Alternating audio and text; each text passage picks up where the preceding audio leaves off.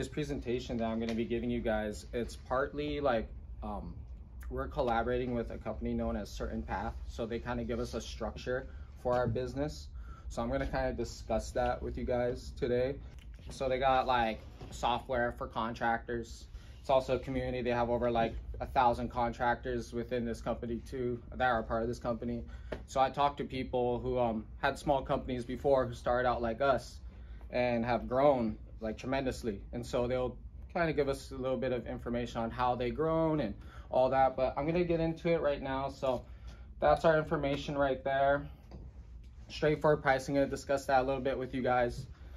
So two of the biggest reasons why businesses fail is because they are not priced properly and or they do not know how to present the price properly to their clients. The straightforward pricing guide will help you overcome both those obstacles. It also helps technicians build value and trust with the clients. To fully implement the self-pricing guide, you will also need to implement club memberships and inspections. You have to understand the 5 factors used to compute your profit pricing. There's going to be 5 factors involved in this. The first factor is the technician base wage, right? And in your objective in the residential service industry, you should be able to provide the highest level of customer service, employ the most skilled employees, create a profit to stay in business long term, honor your warranties, and continue to invest in advanced training and materials to provide the best service possible. If your objectives are to provide the highest level of service with the most skilled employees, you'll have to pay a higher than average wage in the marketplace. To determine your technician base wage, you must first determine what the top wage rate in your market is. Then you'll want to pay your team 15% more than that to attract only the best. On the next factor, you're going to have productivity. Throughout a technician's day, there will be times when the technician is collecting a wage but is not performing work that can be billed out to the customer. So as a rule of thumb, most technicians will only be 50% productive. The third factor is the overhead attached to that technician out in the field. This segment includes all the expenses that are related to the technician in order for them to run that service call. These expenses would include training wages, truck expenses, drug testing, uniforms, tools, equipment, etc. Goes on. Fourth factor is the overhead attached to the business, right? There are a variety of expenses attached to the office that support your technician in the field. These expenses must also be factored into your retail labor billing rate. These include factors such as insurance, permits, licenses, telephones, advertising, and all other business-related expenses. And then the fifth factor, and why you're putting all this together to give that profit pricing, is net profit before taxes. Profits are not an option if you want to continue to stay in business.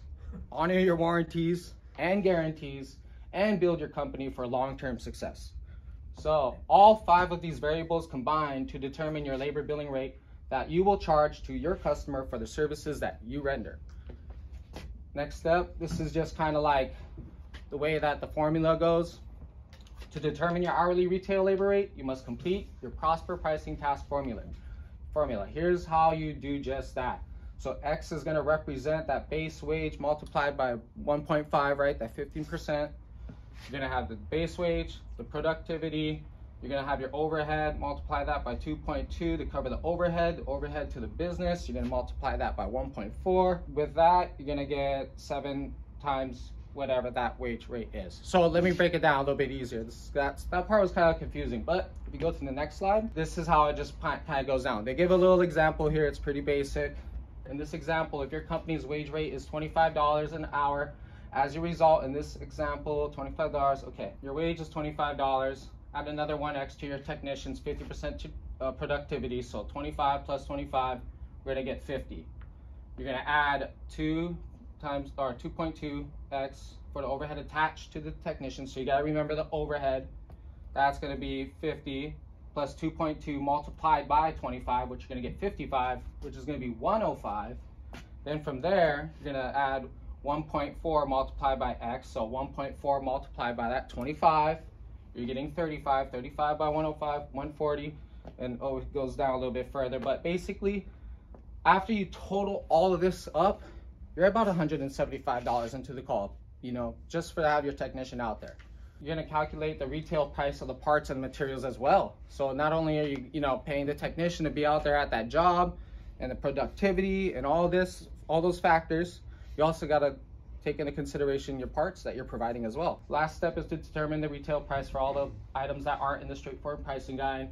You gotta take the highest wholesale price from your supplier on each item you buy. If you receive a quantity discount, you don't use that price. You add sales tax, multiply that by 2, and this is the price for your retail price for parts and materials. So on the next slide, you're gonna see whole sale price, 40 bucks, sales tax, $2.80, subtotal, $42.80, multiply that by 2, $85.60. So when you're actually providing that part, that's the markup on it, and that's kind of how the plumbers and other companies do business. Next slide, creating a prosper price for replacement.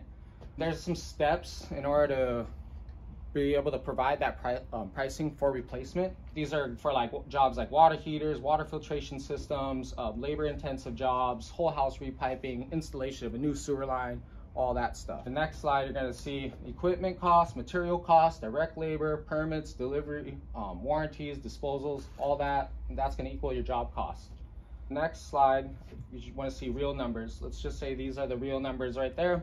Your job, $650, $655.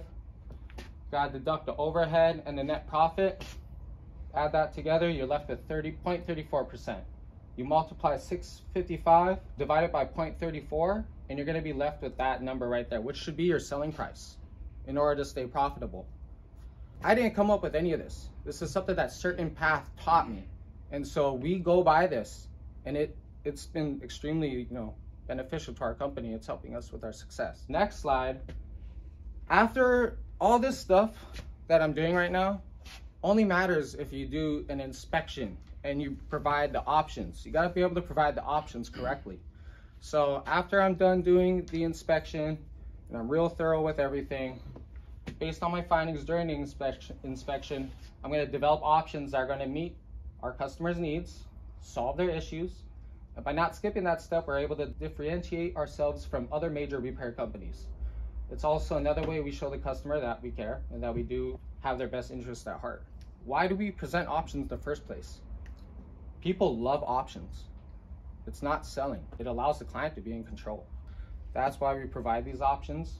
And the best practice for preparing these options is you want to give 3 to 5. You don't want to give too many options, but you don't want to give just like one choice either. When you give them 3 to 5 options, 5 max, that gives them choices, and people do appreciate having choices.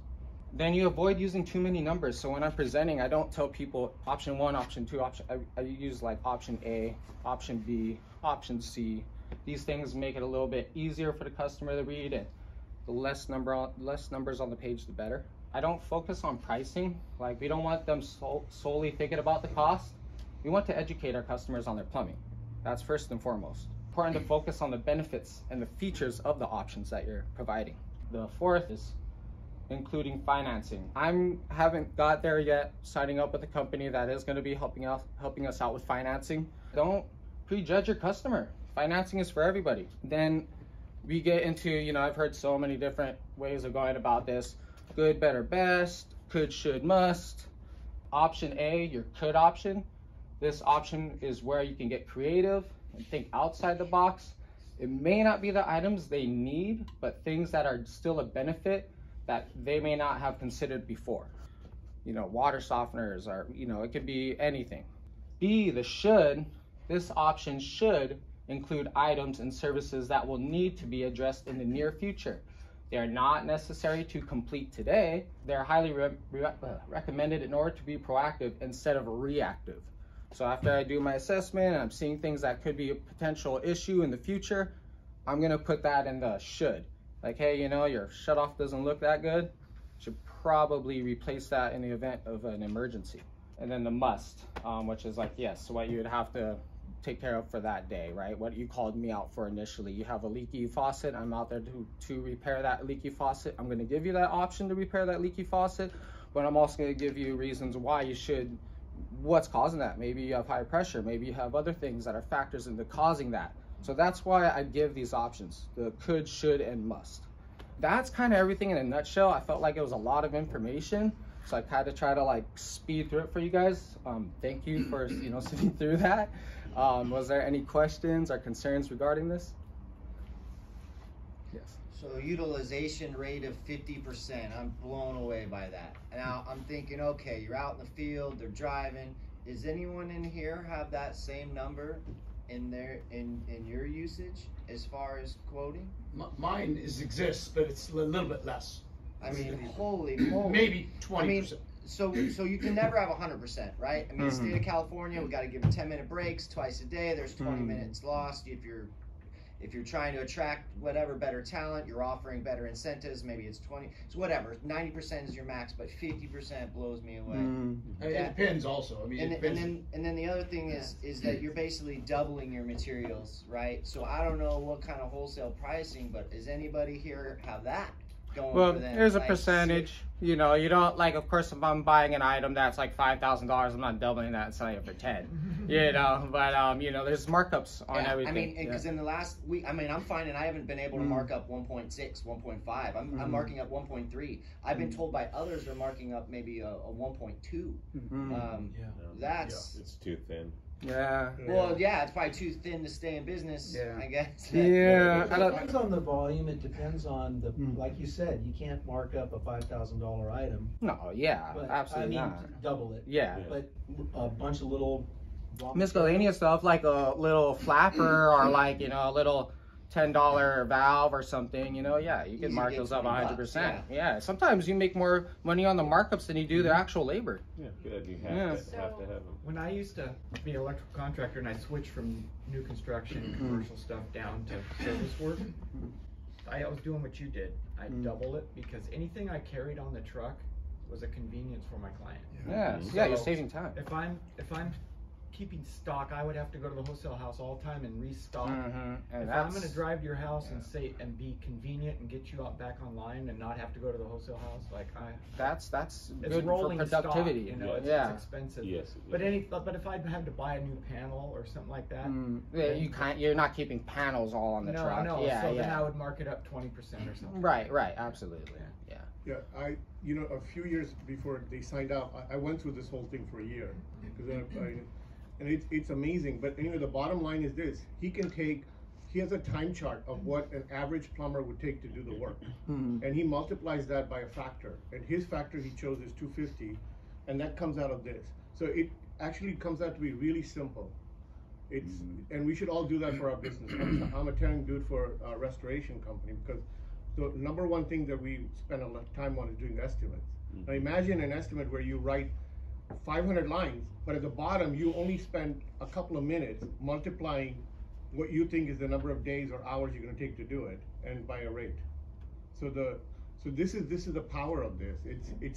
There's a selling piece as well as it's totally amazing. I think we should all do coffee breaks with this guy because there's a lot we can use in our business.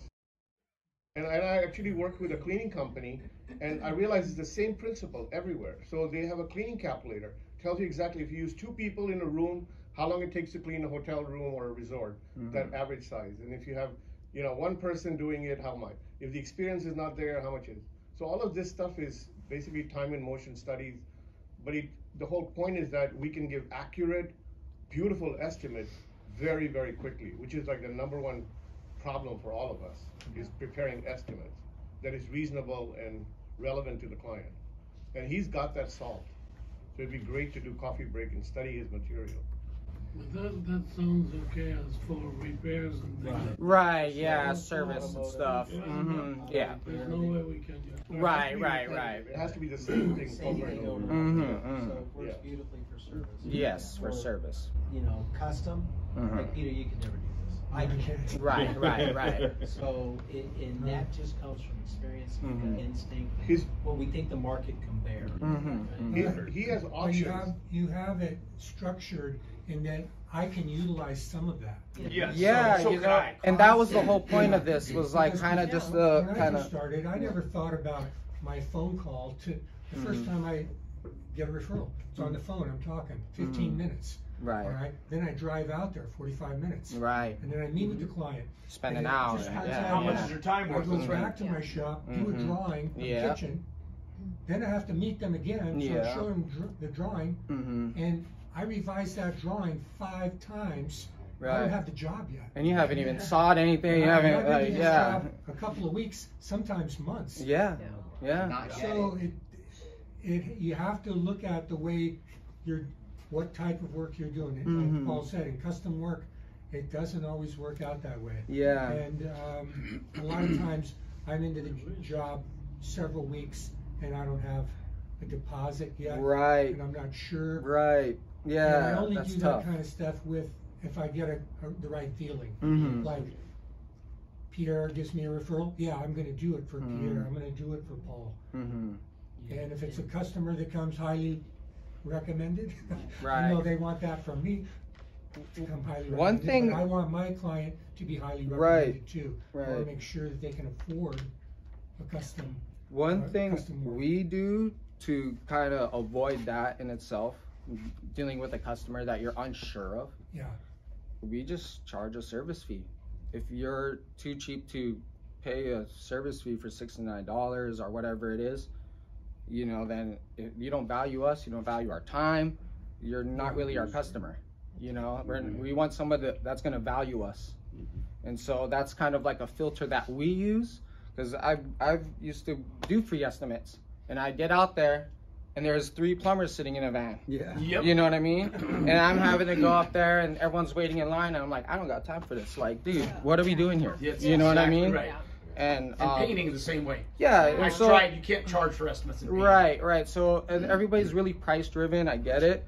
But then we really just try to sell them on the quality and the products and the service and the warranties, guarantees, everything behind what goes behind this part. Yeah, you know, plumbing's unseen. It's behind the wall. It's not like that Mercedes you get to jump into and drive and enjoy.